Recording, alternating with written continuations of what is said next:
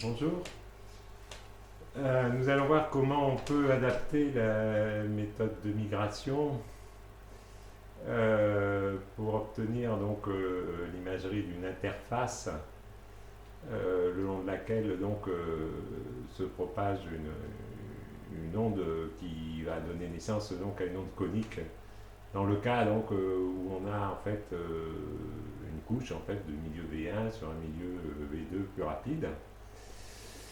Là, ici, on rappelle ce que c'est l'angle critique. Alors, on va juste se souvenir de ce que c'est que l'onde conique. Là. On revient là où, sur la page de la première année, là où on a montré comment, en fait, ici, si je regarde cette image, hein,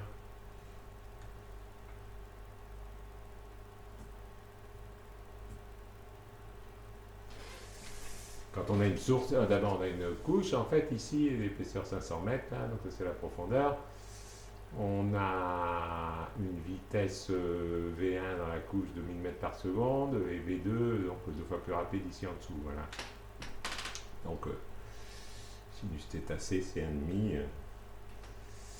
Voilà. Donc ça fait un angle critique de 30 degrés là, 0,5. Voilà, c'est ça, 30 degrés. Voilà. Donc il y a une source qui est placée ici, qui envoie ce front d'onde direct dans la couche, en fait ici, là, qui se promène à 1000 mètres par seconde, le front d'onde direct, là, il se réfléchit, là, que ça fait l'onde réfléchie, en fait, ici, celle qu'on a utilisée, en fait, jusqu'à présent, là, pour imager les, les réflecteurs, là, voilà, qu'on le voit se propager ici, comme ça, là, dans la couche, il est toujours, grâce à la loi de Snell, lié à l'onde directe sur l'interface. Voilà. Et donc, le point, c'est que l'onde transmise en dessous, là, en fait, qui est rentrée dans le milieu, sous les incidences où elle peut rentrer, c'est-à-dire les incidences inférieures à l'incidence critique, là, par rapport à la verticale. Donc, une fois qu'elle est rentrée dans la couche, là, en fait, ici, elle vit sa vie à la vitesse V2, là, et donc elle avance beaucoup plus rapidement que l'onde directe, en fait, le long de l'interface.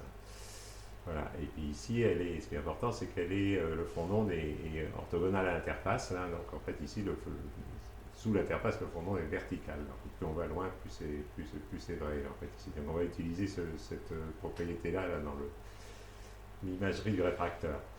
Voilà, alors, donc comme cette onde-là, en fait, elle va plus vite que l'onde ici en dessous, elle se retrouve en avance sous l'interface, là, progressivement.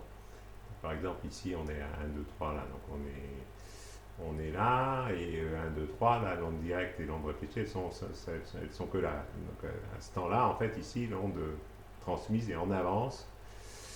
Voilà, et donc elle fait une perturbation sur l'interface, elle tire derrière elle le front d'onde conique, en fait, qui émerge là-haut, et donc on l'enregistre, voilà.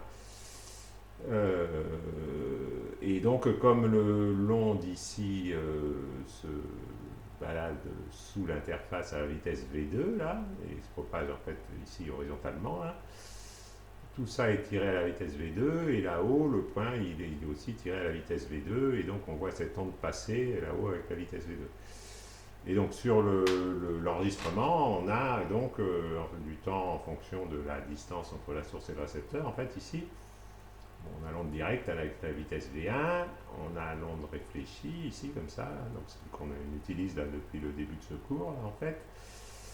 Mais on a aussi, donc si on va assez loin, là, en particulier à des distances qui sont supérieures à l'indistance critique. L'indistance critique, c'est la première fois que le front d'onde en fait, émerge d'ici à la surface, donc ça correspond au rayon qui descend sous θc et qui remonte sous θc, voilà. On voit à partir de là donc ce front d'onde là vert là, qui balaye l'interface avec la vitesse V2 là, et qui nous donne qui nous renseigne sur la vitesse dans le milieu inférieur. Alors ce qu'on faisait l'an dernier, c'était juste d'utiliser V1, V2, les temps ici pour déterminer les vitesses dans les couches et l'épaisseur de la couche. Et donc là, on peut aller plus loin. On va s'intéresser à ce qui se passe si, dans le cas où en fait la couche, l'interface ici, plutôt que d'être parfaitement horizontale, peut présenter par exemple une ondulation ou un changement d'épaisseur de la couche, là, en fait, ici. Et donc, ce qui va se passer, c'est que ce temps-là, en fait, plutôt que d'être parfaitement linéaire ici avec la pente 1 sur V2, ben, il va aussi avoir des ondulations. C'est-à-dire que la couche un peu moins épaisse, il va arriver un peu en avance. Et quand la couche est un peu plus épaisse, il va arriver un peu en retard. Mais on va toujours utiliser le fait que l'onde, en fait, ici, se promène toujours horizontalement à la vitesse V2. Voilà. En utilisant l'argument que le front d'onde ici est vertical et que donc il est en même temps partout en fait c'est le même temps là en fait ici quelle que soit la position et si l'interface descend un peu ou monte un peu il est toujours ce même temps là en fait ici voilà donc ça c'est le rappel de ce que c'est que l'onde conique. Alors, en fait, donc comment on va adapter nos méthodes à ce cas-là?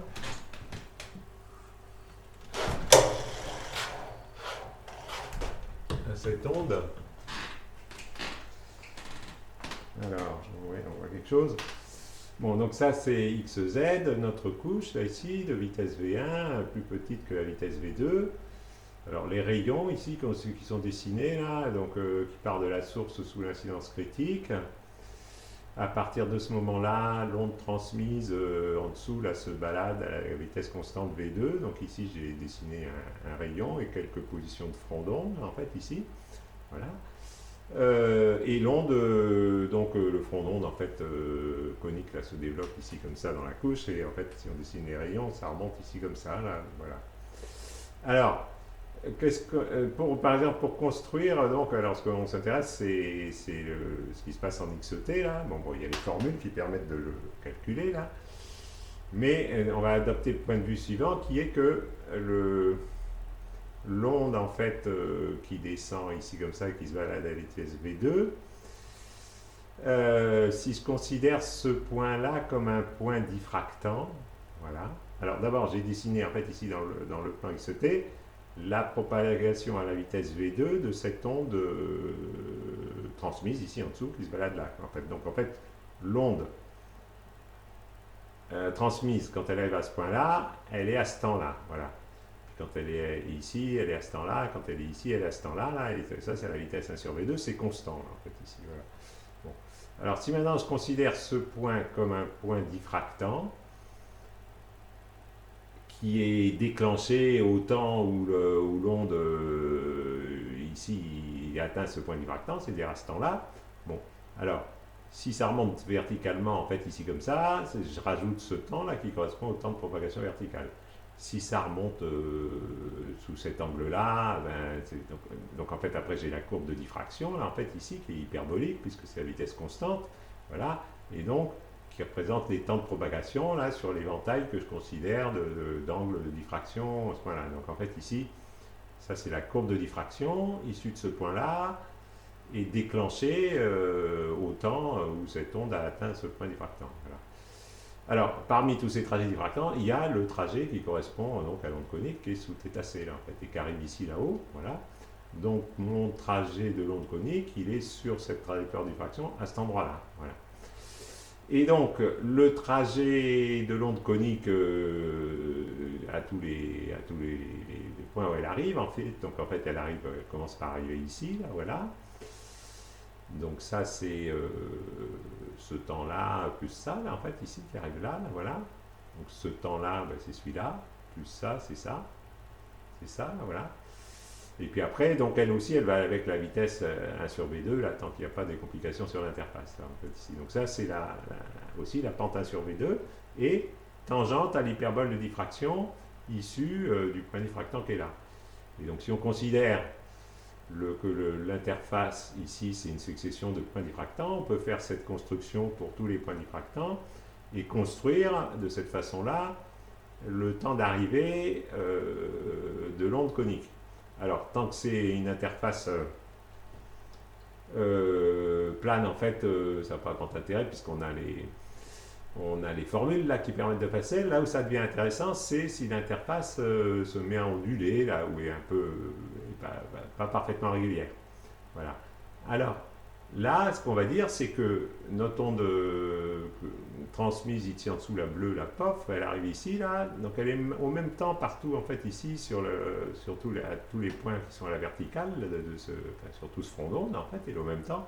Donc, en fait, elle est au même temps là et là. Voilà. Donc, on va dire, ce point diffractant, il est déclenché au même moment que si l'onde était ici, en fait, voilà.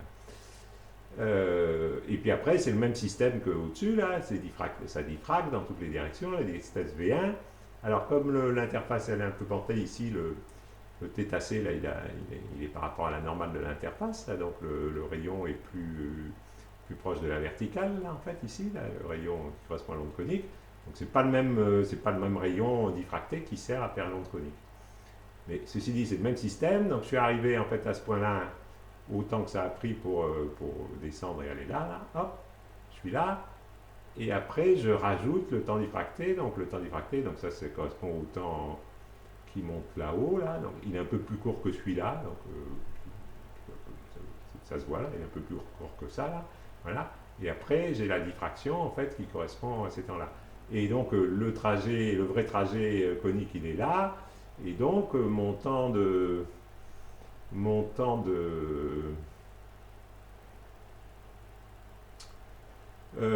sur l'onde conique, là, il doit être tangent en ce point-là à la trajectoire de diffraction.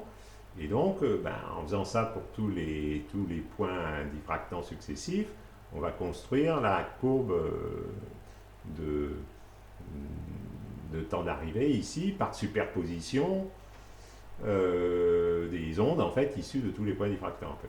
On ne construit pas juste la courbe de temps d'arrivée, on construit en fait l'arrivée en fait conique en parcourant tous les points diffractants les uns par les autres, en faisant cette construction partout, et la sommation de toutes les hyperboles de diffraction va construire constructivement en fait ici la trajectoire de l'onde conique en fait, et tout le reste là où ça se croise là, ça, par interférence destructive, ça disparaît. Voilà. Donc ça c'est le principe de comment utiliser le principe de la diffraction ici pour construire en fait une arrivée conique dans un cas où c'est pas simple à calculer analytiquement, mais on peut le faire en fait ici numériquement. Voilà. Simplement comme ça.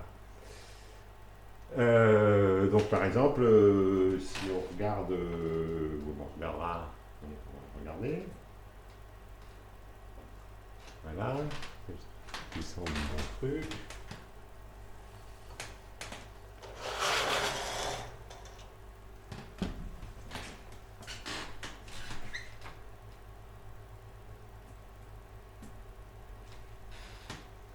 Donc, alors ça c'est donc une modélisation là en fait ici faite pour une interface là, entre une couche, alors ici c'est 750 et 2000 mètres par seconde, il y a encore plus de contraste de vitesse là, que dans l'exemple que j'avais montré avant. Là, voilà, ça donc fait un plus petit angle critique. Et alors ici, on a tout de suite une interface là qui ondule en fait ici. Alors d'une part, elle ondule et surtout en fait il y a un pendage. Alors dans l'exemple que j'avais montré précédemment, il n'y avait pas de pendage. Alors on sait calculer là le temps de trajet quand on met un pendage. Là, ça complique un peu les formules. Et en plus du pendage, il y a cette ondulation en fait ici l'interface. Donc en fait, mon onde transmise ici au-dessous, elle se balade sous l'interface avec son pendage de 5 degrés. Et puis en plus, donc, il y a ces trucs qui vont retarder un peu ou avancer le temps d'arrivée. Voilà, et donc ici, c'est la construction comme on vient de l'expliquer, là, de l'onde conique, en fait, ici, par cette superposition d'hyperboles de diffraction. Donc ici, c'est l'hyperbole de diffraction qui correspond à ce point diffractant qui est là, en fait, ici, et qui est tangente à la trajectoire conique, là, donc ça c'est le truc noir et blanc, en fait, ici. Euh,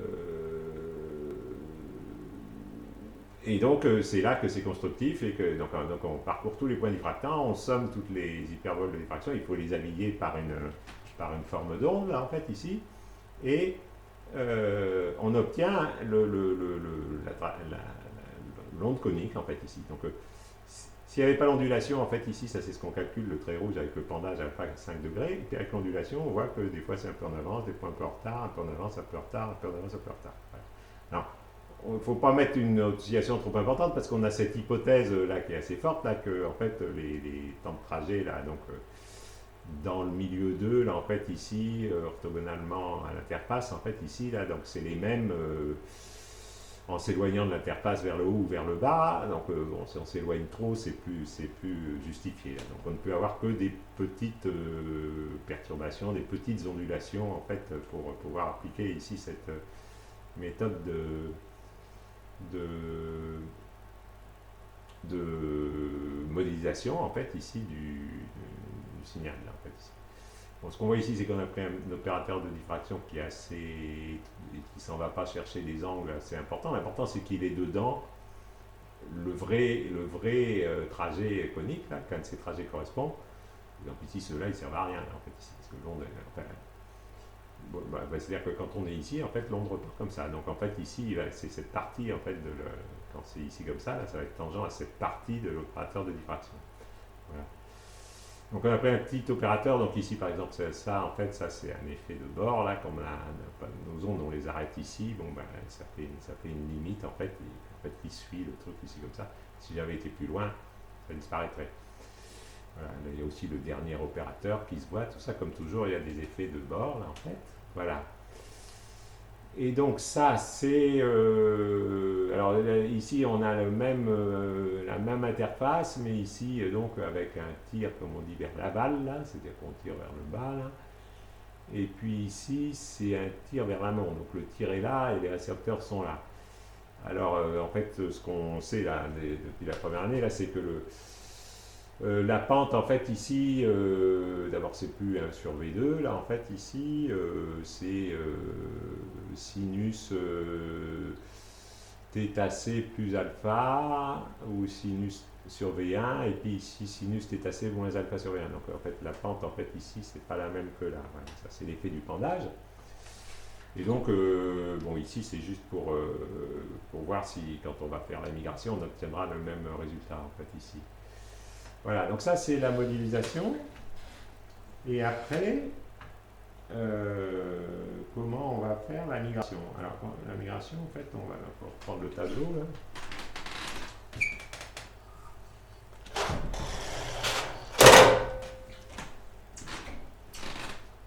Voilà. Alors, c'est ici. Ce qu'on va faire, c'est donc migrer une arrivée à un géophone, en fait, ici, que j'ai appelé C. Voilà. Alors, l'onde, en fait, ici, elle est montée comme ça. Donc, elle a pris un certain temps, là, pour aller de la source au point diffractant, en fait, ici, qui est là. C'est TSD, là, donc il y a la partie qui est faite à vitesse V1, la partie qui est faite avec vitesse V2. Et puis elle est montée en fait ici dans le milieu V1 là, donc ça c'est le trajet du diffracteur AC en fait ici. Donc ça c'est le vrai trajet. Et si j'ai comme contrainte simplement le temps, voilà, donc si je regarde sur cette trace un échantillon qui correspond à un certain temps, bon il a pu venir ici comme ça, mais il a pu aussi passer moins de temps à faire ici, donc aller simplement jusque là, donc moins de temps et plus de temps pour remonter dans la couche, mais avec la contrainte que la somme des deux, c'est le temps de l'échantillon que je suis en train de traiter en fait sur la trace qui est là. Voilà. Donc ça, c'est une autre position possible où j'ai une interface qui est un peu plus point diffractant, là, qui correspond à une position sur l'interface qui est un peu plus profonde. Donc en prenant moins de temps pour aller là et plus de là, j'ai une somme qui correspond. Et puis inversement, si c'est moins profond, alors j'ai pu passer plus de temps pour aller là et puis moins de temps pour remonter. Voilà. Et donc le lieu de tous les points où cette somme-là est le temps de l'échantillon que je suis en train de traiter, là, c'est une espèce c'est l'opérateur de migration en fait qui dit que avec les hypothèses qu'on fait sur la propagation, là, en fait, ici, un échantillon observé ici peut provenir, en fait, de n'importe quel de ces points-là, et donc, comme on le fait toujours en migration, on va prendre cet échantillon qui est là et le placer sur la position de l'opérateur. Et quand on regarde, donc on fait ça en fait pour tous les échantillons de la trace, et donc si on prend des échantillons à des temps plus petits, ben, ça fera un opérateur qui est là. Donc en fait, on a l'opérateur pour tous les échantillons, là, pas seulement celui qui correspond à notre arrivée. Là, voilà. Voilà. Et donc en fait, ben, dans le cas où on est là, alors, hein, à nouveau, là, on suppose que ce temps du point diffractant, là, c'est le même que celui qui est en dessous. Voilà. Donc là, on est moins profond, là, d'ici. Donc on est en fait parti d'ici, là, ça c'est moins profond là. Notre trajet, il est plus vertical, c'est celui-là. Mais en fait, ça fonctionne de la même façon. Là, on applique ça, on a l'opérateur qui est là. Simplement, celui qui contribue, là, bah, ici c'était celui-là, là, et ici ça va être celui-là. Voilà. Donc, et donc la somme de tous les opérateurs va faire en fait l'image de l'interface, là, donc comme on est habitué à le faire en fait ici. Et donc, bon là j'ai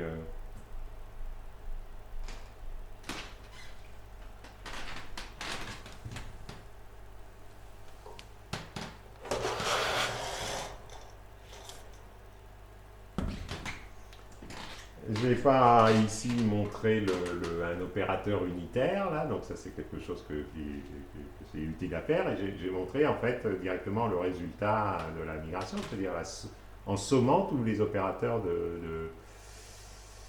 de migration là, pour toutes les traces, pour tous ces traces qui sont là, ou en fait pour tous les temps d'ailleurs, et donc quand on rencontre des échantillons de forte amplitude, ils sont placés ici dans le plan XZ sur l'opérateur qu'on vient de décrire, et la somme de tous les opérateurs reconstitue bien la géométrie de l'interface, hein, parce que ça c'est la géométrie qu'on s'était donnée, la rouge en fait, ici là-haut, et on voit que notre onde conique ici migrée suit bien l'interface, qu'on utilise un tir qui correspond à un tir vers l'aval, ou qu'on utilise aussi un tir vers l'amont, en fait, ici, là, donc on suit dans les deux cas très bien l'interface. Alors évidemment, on suit bien l'interface si on a utilisé les vitesses, les vraies vitesses dans le milieu, là, donc c'est sur la même histoire. Donc ce qui est le cas ici sur cet exemple synthétique, voilà. Et bon, ben, c'est à peu près tout là. Ici, donc, il y a donc le temps d'arrivée le long du facteur là. Donc ça, c'est le temps pour descendre dans la couche où l'incidence est passée à la vitesse V1. Et puis, alors ici, l'expression est écrite avec la possibilité d'avoir un pendage alpha là. Donc ça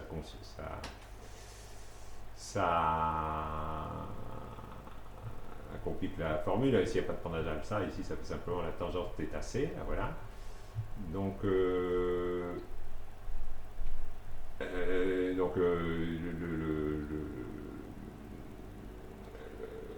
donc l'instant d'arrivée là.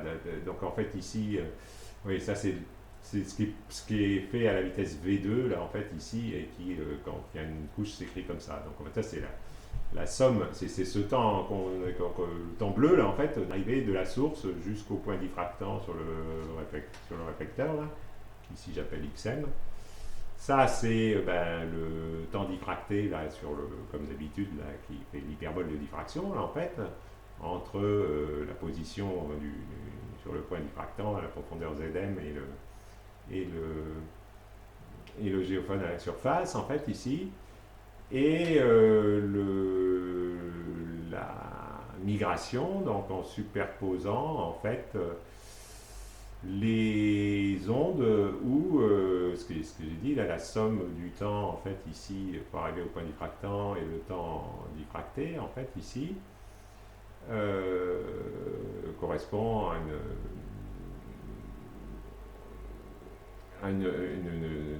correspond en fait à cette position XMZL en fait ici, voilà. Et donc on a plusieurs positions possibles et donc l'onde est mise à ces positions-là et ensuite tout est stacké et on a après du XMZN. Voilà. Et donc ça c'est donc ce qu'on trouve en fait dans ce programme en fait ici là avec lequel on peut faire des figures intermédiaires pour montrer les différents résultats. Voilà, donc ça c'est juste. Alors en fait, c'est rarement utilisé ça, mais c'est sympathique au moins comme exercice. Mais les ondes coniques, là, en fait, par contre, sont de plus en plus utilisées dans les méthodes d'imagerie pour contraindre les vitesses à faible profondeur. Et donc, dans les méthodes modernes d'inversion d'onde, en fait, qui sont des développements, disons, basés en fait sur les concepts de la migration, en fait, ici, on modélise en fait ces ondes de façon à contraindre les vitesses dans les premières couches. Très bien. Au revoir.